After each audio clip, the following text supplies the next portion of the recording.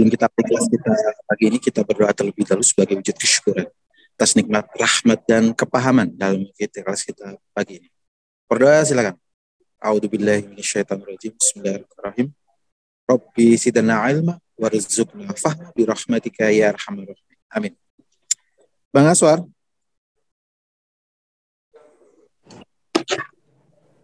Oke. Monggo. Ya, kita lanjutin program kita. Bismillahirrahmanirrahim. Assalamualaikum warahmatullahi wabarakatuh. Selamat pagi ya.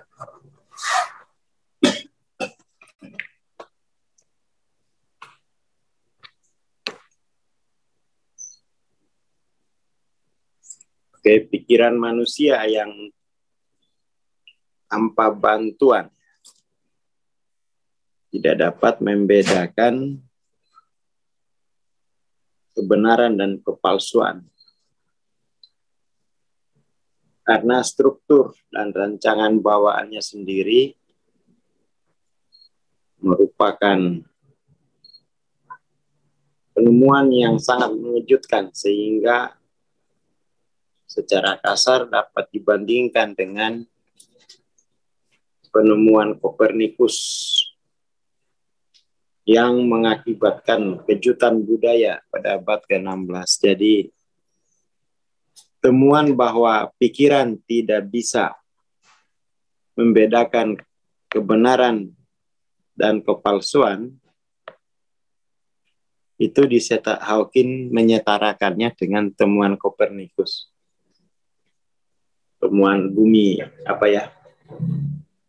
Kopernikus ini kan dari matahari sebagai ini kan ya, pusat tata surya. Jadi setara dengan itu. Jadi selama ini kita menganggap pikiran itu ya bisa mengenali kebenaran. Ternyata itu enggak bisa. Jadi kebenaran yang dikenali oleh pikiran itu adalah kebenaran yang sifatnya know about. Bukan yang sifatnya to know.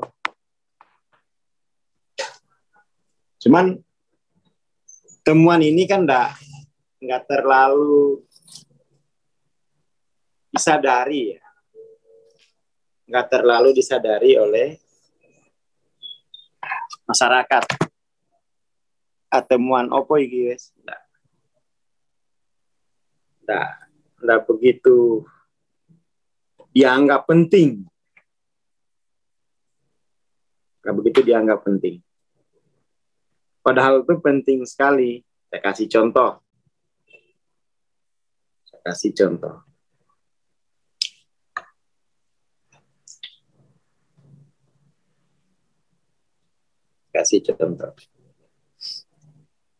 Bahwa ini itu penting. Kan ini dibahas dari rasa kesayaan dulu ya. Pada rasa kesayaan itu kan ada meaning ya. Ada meaning and purpose. Dan ada katakan kecerdasan, intelijensi. Itu rasa kesayaan.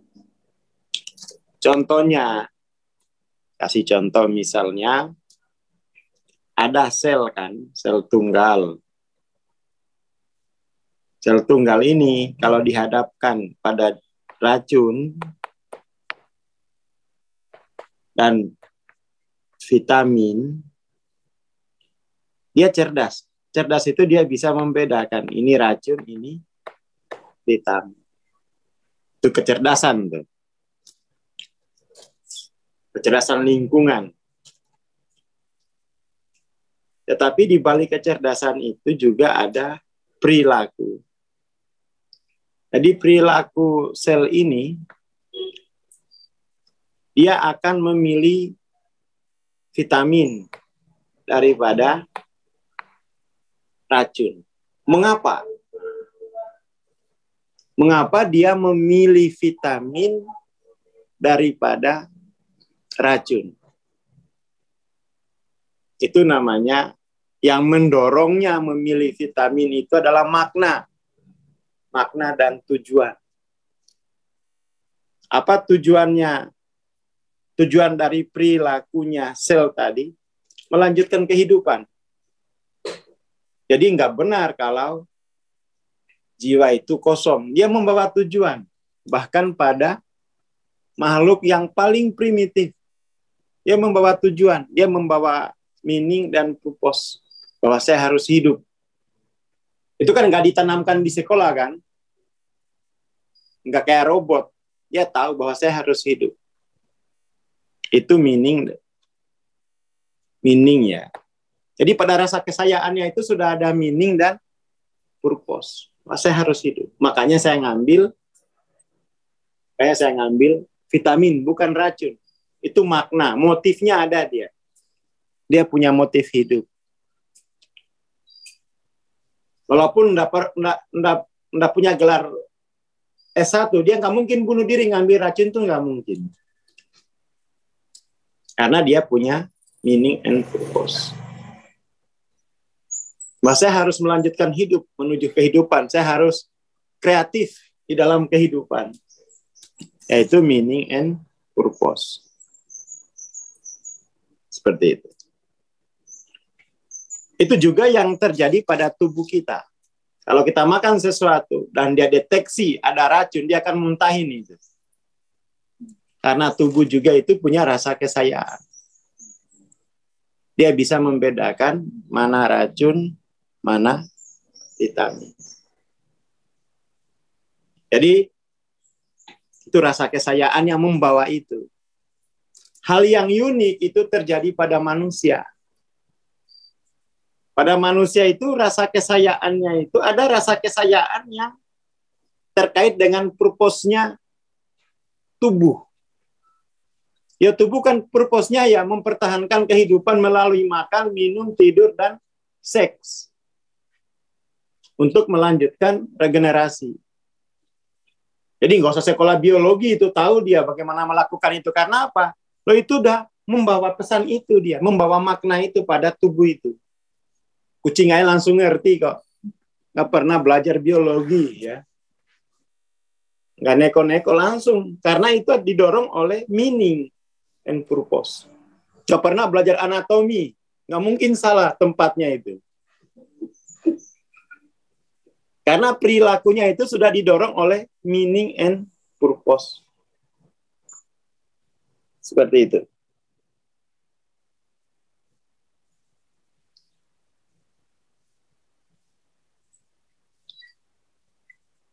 Jadi itu satu ya, itu satu.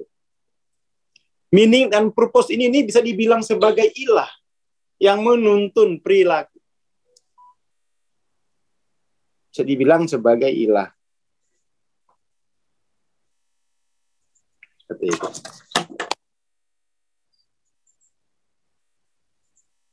Bisa. Kemudian selain meaning and purpose pada tubuh, ada juga yang dipelajari itu meaning and purpose pada sosial. Disitulah kemudian itu ini selesai terbentuk di usia 7 tahun. Jadi rasa kesayaan sosialnya itu dia udah punya. Bahwa aku ini orang Madura, saya ini orang Tegal, itu sudah selesai dia. Dan di situ dia sudah membawa makna tertentu. Bahwa kalau orang Madura ya begini. Meaning purpose-nya itu sudah di-download, selesai. Sudah di-download.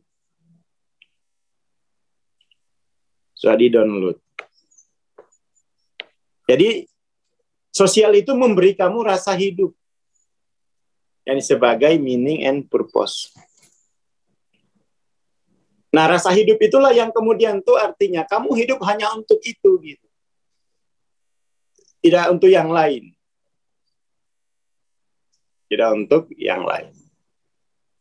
Jadi kalau sudah punya meaning and purpose itu sudah kamu hidup hanya untuk itu. Nggak mungkin untuk yang lain. Sudah selesai. Sudah selesai. Situlah kemudian itu kamu menjadi terbatas. Ada yang setuju pada meaning and purpose yang didapat dari rasa kesayaan sosialnya. Ada yang tidak. Yang tidak setuju itu nanti dia akan membongkarnya. Dia akan membongkarnya. Membongkarnya itu ada dua jalan. Lewat jalan Kenzo atau lewat jalan Satori. Jadi membongkar makna hidup ini lewat dua jalan. Lewat jalan Kenzo ini jalan derita. Kalau ini jalan pencerahan. Jalan Kenzo itu misalnya gini. Dia akan menghancurkan rasa kesayaan sosialnya itu dengan mencoba mengambil, dengan coba mencontoh rasa kesayaan orang lain. Jadi kalau misalnya kita lihat orang dewasa yang banyak melakukan kesalahan, itu dalam rangka untuk membongkar rasa kesayaan sosialnya itu lewat jalan Kenzo. Dengan cara membayangkan, saya ingin hidup seperti sana. Iya, tapi purpose-mu bukan itu, gitu. Itu dia, menghancurkan dirinya. Jadi sebenarnya orang yang menghancurkan dirinya itu dia sedang menempuh jalan spiritual. Jangan diapa-apain. Hanya saja jalannya mungkin ini jalan Kenzo. Nah, pikirannya itu tidak sadar dia. Tidak bisa mengetahui purpose-nya ini. Dia nggak bisa mengetahui antara purpose yang sudah ditanamkan didapat dari rasa kesayaan sosial, bahwa itu adalah purpose yang terbatas, dengan kebenaran yang ilah itu. Meaning and purpose di dimensi ketujuh, pikiran itu nggak bisa tahu dia. Nanti taunya, tersadarnya setelah dibongkar semua pikiran ini, setelah dibongkar, lalu dia, jadi pikiran itu nggak akan ngerti selama dia membawa rasa hidup sosial, dia nggak akan pernah tahu rasa hidup keilahian itu, nggak akan pernah tahu. Walaupun dia ngucap Allahu Akbar, enggak, rasa hidupnya itu nggak dapat. Karena itu dia harus dibongkar dulu, baru dia bisa tahu. Harus dihancurkan dulu. Seperti itu.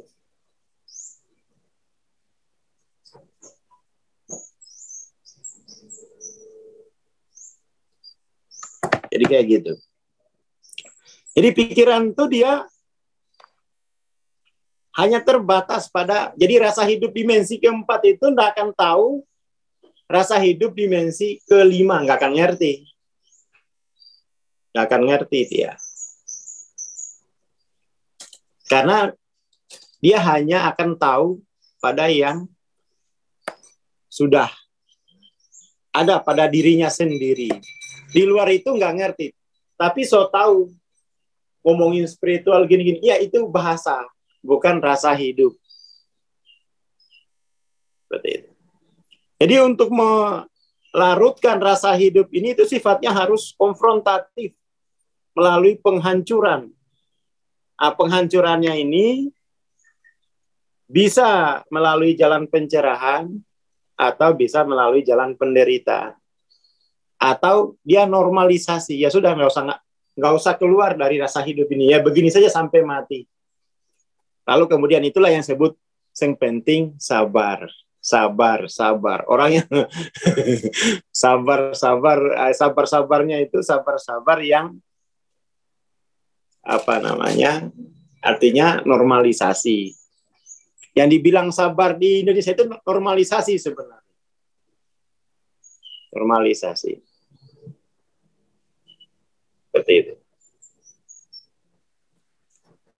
Jadi itu kira-kira seperti itu ya, bahwa pikiran itu nggak akan bisa mengetahui dirinya sendiri, nggak akan bisa membedakan kebenaran dan kepalsuan.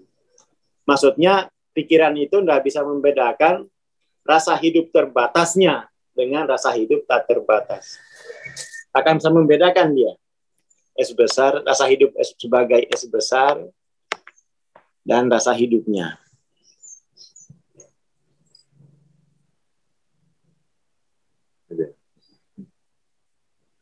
Kayak itu ya. Karena bersifat konfrontatif bagi benak rata-rata, fakta tunggal ini mungkin tidak akan diterima atau disambut.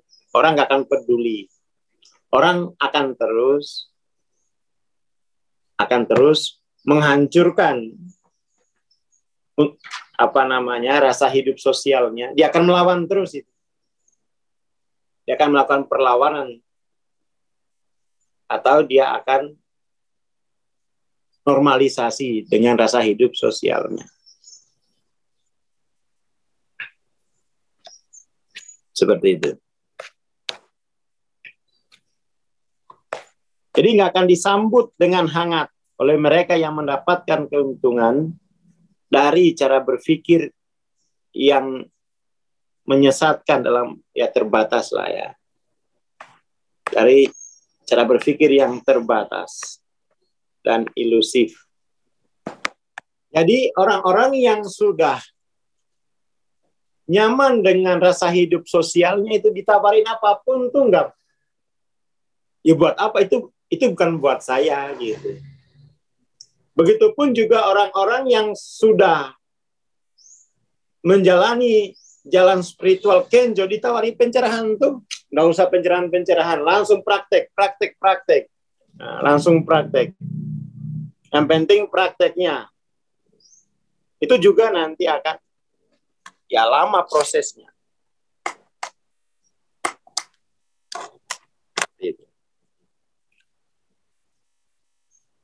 Dan itu yang biarin saja, itu kan rasa kesayaannya kan. Itu kan rasa kesayaannya sendiri. Gak bisa kita ubah. Wong itu dia sudah membawa meaning and purpose-nya. Ya kan, sudah punya meaning and purpose. Makanya anak-anak itu dari kecil diajarin, kamu lewat jalur pencerahan. Memang betul bahwa dari kecil kamu ini punya meaning purpose dari lingkungan itu kan sudah punya. Tapi itu kamu bongkar melalui jalan pencerahan. Biar tidak terlalu banyak kerusakan yang ditimbulkan. Merusak diri, merusak harga diri itu kan demi untuk melarutkan meaning purpose yang terbatas. Seperti itu. Jadi orang yang melakukan pelanggaran itu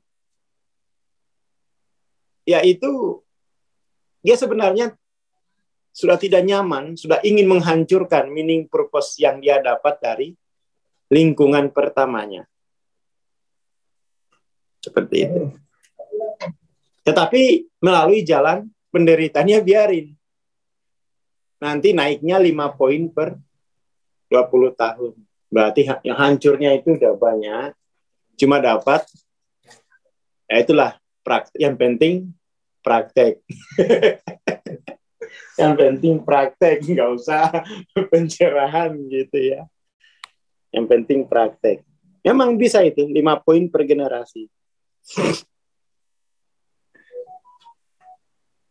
Yang masih menganggap pencerahan itu tidak penting, itu berarti meaning purpose sosialnya itu masih sudah begini aja, dia sudah normalisasi. Atau dia akan transformasi melalui kenzo. Dia akan transformasi melalui jalan kenzo. Seperti itu. Udah tahu belum ada pekerjaan nikah nambah istri lagi. Oh, kenzo itu. Tapi itu bagus. Ya kan? Udah tahu belum punya modal, malah gadain tanah mertua bikin bisnis. Itu bagus tuh. Itu bagus. Lanjutkan. Seperti itu. Lanjutkan.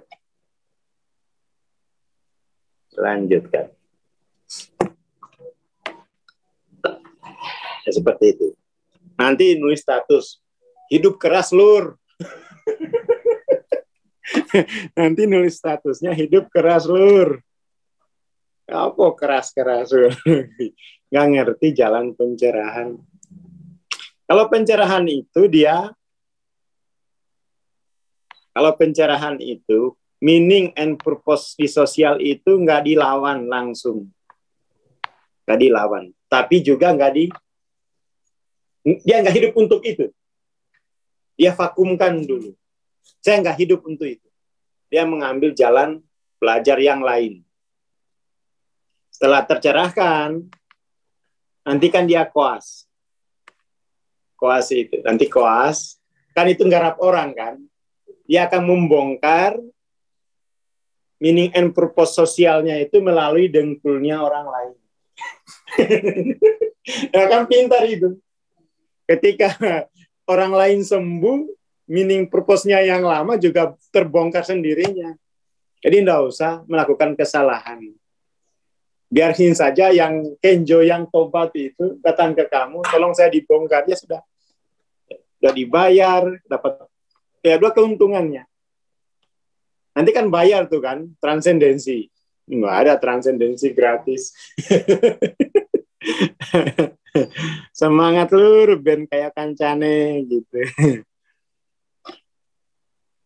Ya seperti itu orang hidup itu. Jadi orang hidup itu seperti apa namanya? Seperti halnya bakteri yang sudah punya meaning and purpose itu, dia hidup hanya untuk itu. Dia sekolah itu ya untuk itu toh. Nggak untuk yang lain. Nggak untuk yang lain. Jadi hidup hanya untuk meaning purpose yang sudah dia dapat itu. Dan itu dia akan pertahankan sampai mati. Nah, seperti itu. Jadi hati-hati dengan apa itu pikirannya. Cara penghancurannya itu, pikiran itu membayangkan, dia punya ilusi, saya akan hidup seperti ini, seperti ini, seperti ini. Artinya dia telah menyangkal, telah ingkar dengan meaning purpose-nya sendiri. Di situ dia konfrontatif. Setelah sampai di bayangannya itu kok malah nggak terjadi apa-apa, ya ilusi kan. Kamu kan harusnya hidup dengan meaning purpose-mu, tapi membayangkan yang di luar meaning purpose-mu itu. Membayangkan itu sebagai hidup. Tapi kamu akhirnya kehabisan, kamu nggak punya daya untuk seperti itu. Akhirnya ribut. Akhirnya kan ribut. Wah nyesel aku punya pasangan kakakmu. Nyesel gimana? Ya aku pikir dengan sama kamu aku jadi lebih happy. Ternyata ya sama aja. Kamu nggak berguna. Akhirnya KDRT. Jadi bayangan ditipu oleh pikirannya sendiri yang tidak setia dengan meaning and purpose-nya di awal. Dia tidak mau bongkar, tetapi dia membayangkan, ya mau lari. Mau lari kemana? Karena kamu hanya hidup untuk meaning purpose-mu itu. Tidak bisa kamu larikan. Tidak bisa kamu lari. Itu bagian dari ketetapan yang harus kamu jalani atau kamu lampaui. Oke, itu dulu ya pagi ini. Itu dulu. Ya, terima kasih. Selamat pagi. Assalamualaikum warahmatullahi wabarakatuh. Waalaikumsalam warahmatullahi wabarakatuh. Terima kasih Mas. Terima kasih teman-teman. Bagi teman-teman yang ikut tapping for healing, insya Allah nanti malam kita kembali kelasnya. Terima kasih. Assalamualaikum warahmatullahi wabarakatuh. Selamat pagi dan selamat beraktivitas.